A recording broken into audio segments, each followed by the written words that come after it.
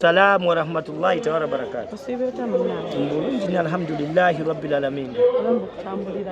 Allahumma amina, Allahumma amina, Allahumma amina. Era nebaza nnyo Allah subhanahu wa ta'ala eri buli muntu yenanga oli bulungi nga bukyanga oli mulamu ne bukesa nga oli mulamu ye bannaye ne kakutanda nobeera nga osiiba alhamdulillahi rabbil alamin. Gosana na takbira mu Ramadhan eno lwaki empeera Allah yasalawo yazigaba mu kisiibo kino fena tetumanyi naye ekisiibo kino I think it's a rehab for everyone who needs to say something about God. Oyimba nkola omulimu gwange siyimba mu kisiibo nkumba nkola mulimu gwange kuba Allah subhanahu wa ta'ala nanga gwe yampa mu riziki oyagala nsibe ngate mateeke 10 mulimu toyimbanga anti abambagamba tebikirizibwa omanyi lwaki tebikirizibwa wallahi katonda akebera mitima mutima gwe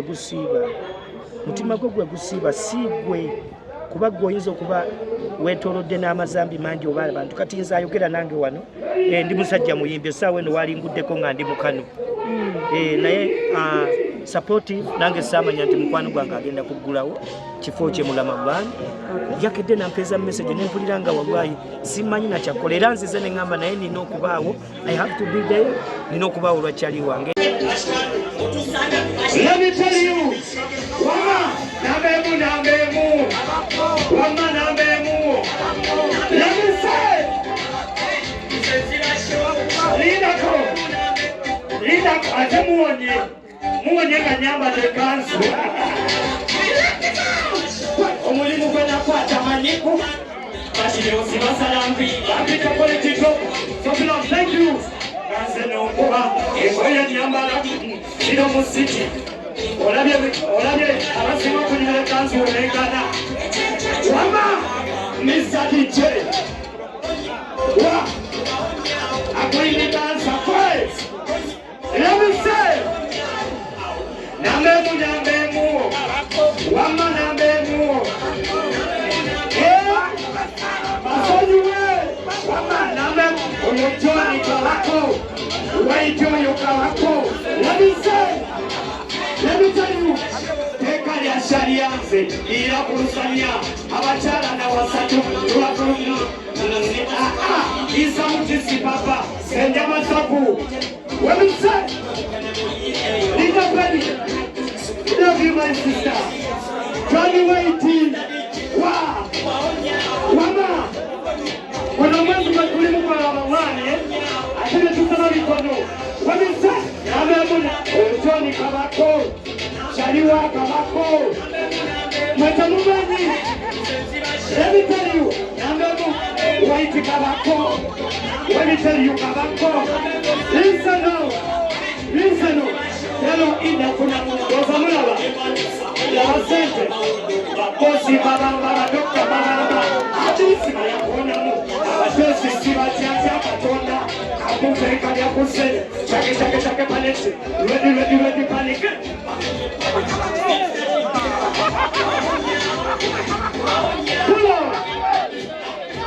Nero mushana takufira kusimu eyo mbakubire ki webafa bana bali mu kizibu nga bagenda na kuddaku sokolidemu banaye mumpere omugalo mwana oyo bayita Johnny Waiti engalo bannaye musoka mukubire ku ngalo mwana abamu kufe tulina history nyingi esobola zoogera batulina ku story today mukubireko ku Skype n'engalo mwana musajja gwe inasoba yakufunanga kirabo buli wamuwooli thank you very much for that heart batono nnyo wano wetuli nza waliwo omusajja akulinaana yeka muweko testimony yatandika okuntwala nga mpiteeyo okuyimba bayitawo ku Hanis abamu ku bana abakyala bayinza okuba tebamanyiwo naye nze naliko otyako yakulinanya yamanyiwo kansirike kale naye mbyogedde era naako kayiseewo oba linako mukubirako emakita standok sumulula Omuwezi okubeera omwana mutte akana bange mutte Wama ono omwana engeri gy'anyirira wawa nze sitanditokewo nze nina abasajja nze nasibwala nze nina abasajja naba abasajja nze nina abasajja ababe yekiti kino kyandiko omuluti mwenze nina abasajja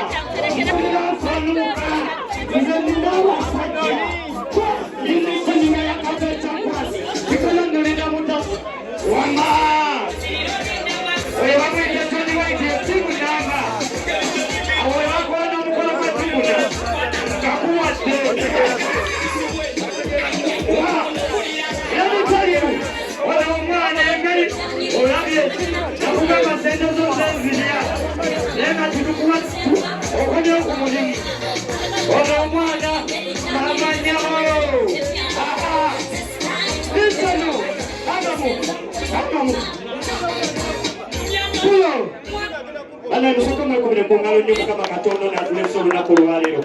Wale kwa cha mkono mkiza kama katonda. I believe in God. I know kene ya tulese katonda. Saba tutambuze bulungi, atukume bulungi, atukumire mikwano gyaffe, atukumire abalabe baffe, nabo babeerewo batulabeko, atukumire bonna mawulire, baleme kubanga.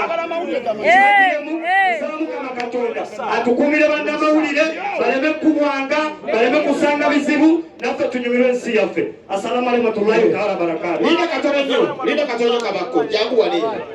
Assalamu alaykum wa rahmatullahi wa barakatuh. Wa alaykum. Tuli basajja basilamu nzejawe tukusawo. Kuhane gamba, bayi nafiri bayi, uruganda kabana. Leka sema bayi. Sente zakunyezi, nze yakomezawo ne ku mulimu. Babadde wabula, wadde eriwa.